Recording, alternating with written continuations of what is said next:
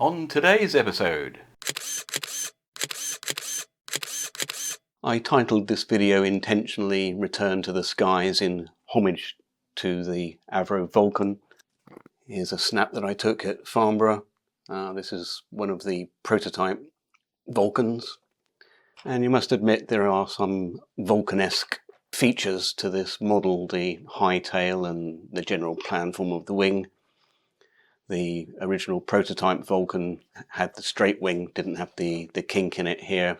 This model then was state-of-the-art in its day, that day being sometime in 2006, according to the box it came in. 27 megs radio, as you can tell by the large aerial hanging out of it.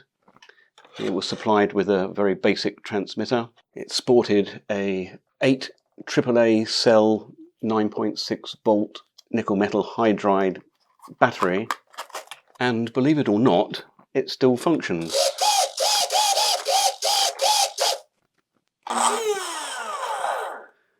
The propeller is missing, but that's going to be no big deal because clearly I'm going to be changing out the motor. The original motors back in the day were the much beloved Speed 400s, of which this is an example, with a Gunther approximately 5.4, I think it's 125mm by 110mm prop, and I used to have that powering a Zaggy flying wing. We're going to be changing out the electronics and the motor for a brushless setup. I was almost tempted to fly it with its original 27 meg radio, but as you can see by the amount of throws and the fact that there are no dual rates on here, I think its name would have come into its own. As you can see here, Stunt King, and with that amount of throws on the control surfaces, I imagine it was quite capable of some very cunning stunts indeed. That all said, then let's disassemble the motor area and the receiver bay, see what's inside and what configuration we can update it to. Bring it kicking and screaming into the 21st century. Removing the motor shroud, very straightforward, just 3 little screws. Put that to one side, just a cut round with a craft knife, and we can remove the cover here, revealing thankfully conventional servo connections for clearly the 2 servos here, and the speed controller for the brushed motor. This little module would have obviously had built-in Elevon mixing as well, so quite advanced for its day, and just the wires going there to the on-off switch, which we won't be needing either. Let me go ahead and remove this board then and see if I can fish the antenna wire out of the wing.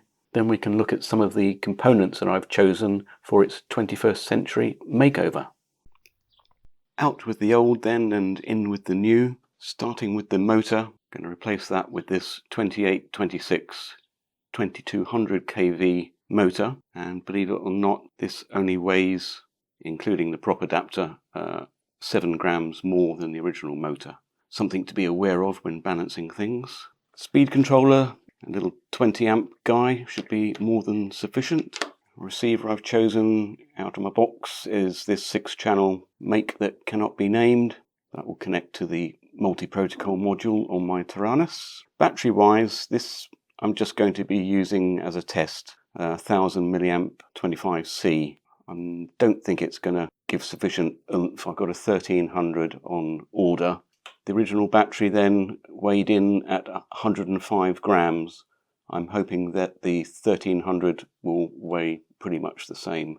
For once though, there is oodles of space. You can see the cutout there for the original battery pack, but we've got loads of space here to be able to move things around for the centre of gravity, which makes a nice change. The only thing to do now is to get creative on some form of mount for this motor. Let's see what I can come up with. The solution I've come up with then is to 3D print this ring, which is going to fit as a supporting plate. You can see the one that I've prepared earlier and mounted the motor to. That then simply fits in there, and purely by coincidence and certainly not by design, when the shroud is screwed in place, it actually holds the motor mount quite securely.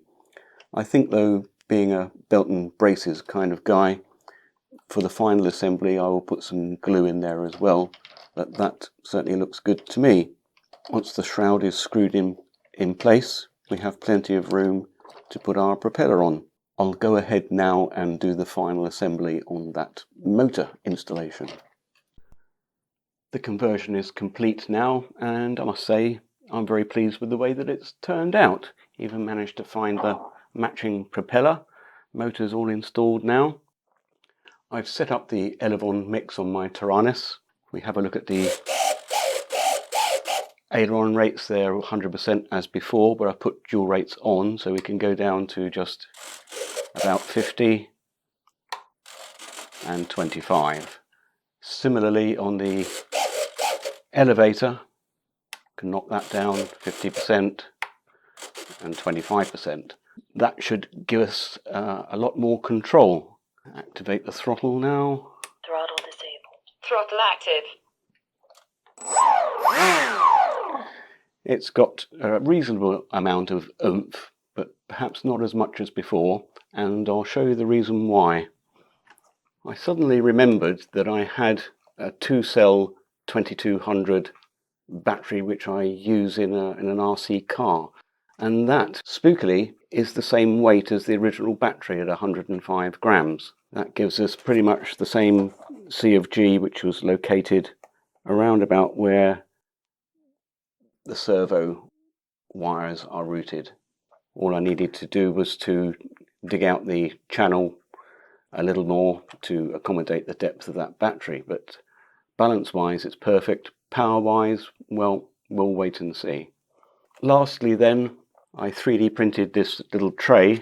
That is simply a push fit in there, and there we can see the receiver. Nothing fancy on this model, just routed the antennas out the side there, and we're good to go.